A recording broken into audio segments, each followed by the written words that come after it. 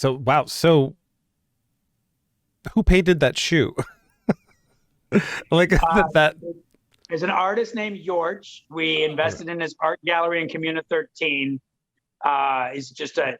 He's my co-founder's best friend. Okay. He's the one that came to the pool that I said make the sunglasses. Ah, yes. So Okay. once I I'm realized there now. how messed up I was, I said, "What are you guys good at making?" Right. He said, "Shoes."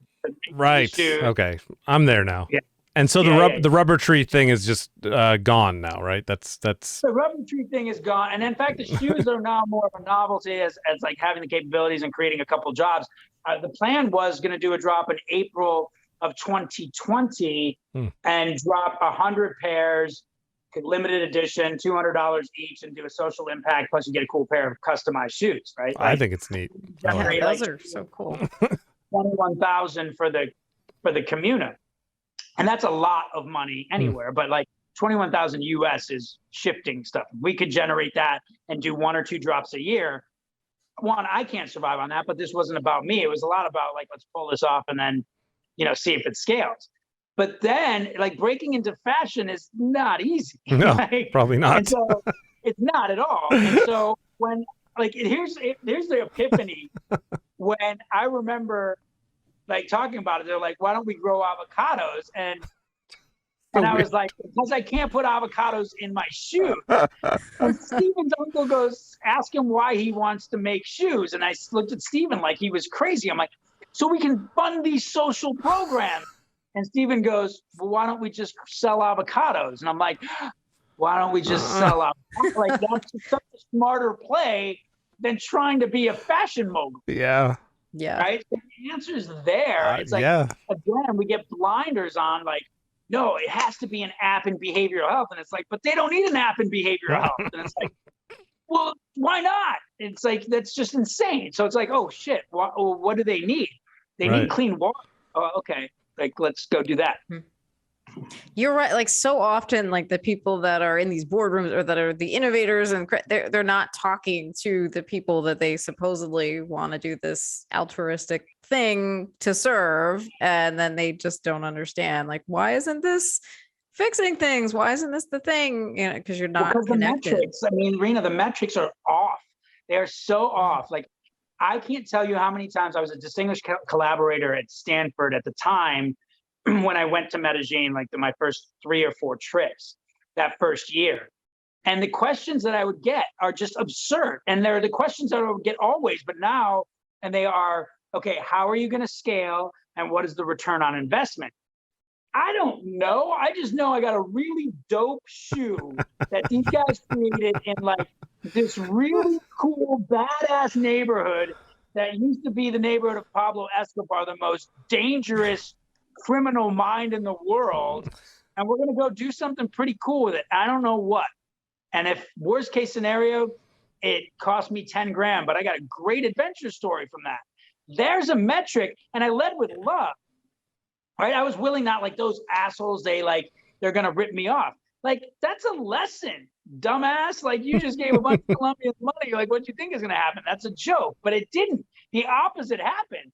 You just gave ambitious entrepreneurs that were looking for a little bit of jet fuel. You just gave that to them, and then you didn't let them go. You pushed them. You're like, we're right behind them. I'm behind them the entire time. And the beauty of it is this juxtaposition, right? Like, I was one of my mentors. I don't know if you knew this, but he was the former CEO of Kaiser Permanente, Bernard Tyson. He passed away in January 2020, heart attack at age 60. And I remember coming back after my second trip in Colombia and I would get like an hour with Bernard every probably 5 or 6 times a year. And I remember taking that hour and telling him everything about Steven Alvarez and the Comuna.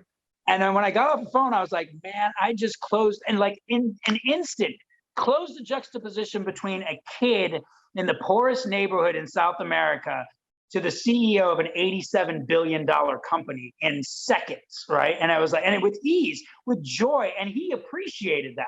And I was like, okay, like that's my role, is like this juxtaposition, close that gap. And now, we used to joke, it was funny, like after this, it was like, we got to be able to, like, this is before June 1st, we would joke like, we can't believe we got to make a movie about this. It's too crazy of a story, and like we got to call it like movie 3. Yeah. Stephen Alvarez story. And so when this happened, and then the screenplay started writing, I went back to Columbia and I was like, all right, guys, listen, I got to tell you something. Like, my movie's first, and then we'll do yours, like jokingly. But like, it's, you know, I feel a little bit, not to sound cheesy, but like we built the ark before the storm, right? We built this with this gorgeous farm with 4 natural resources and a biophenomenon and like all of these things.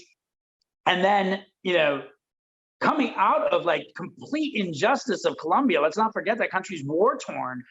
And then, you know, having this warlike scenario identical to the terror that was happening in neighborhoods in Colombia take place here to catapult us into, you know, this advocacy. And we have this great foundation in Colombia of like working with indigenous tribal knowledge and women and empowering them.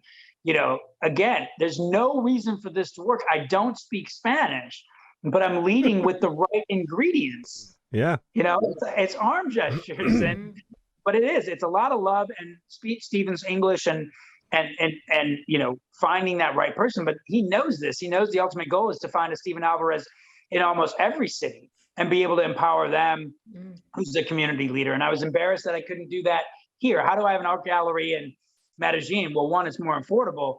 But how do I know artists in Medellin, but I don't know any artists in my own city that I've been living in for 20 years? And so that's jacked me to go and start working with them to say, you know what, now it's variables. Now it's like, let's close that juxtaposition from a refugee, a Gambian refugee to a bougie craftsman. Ooh, that's weird.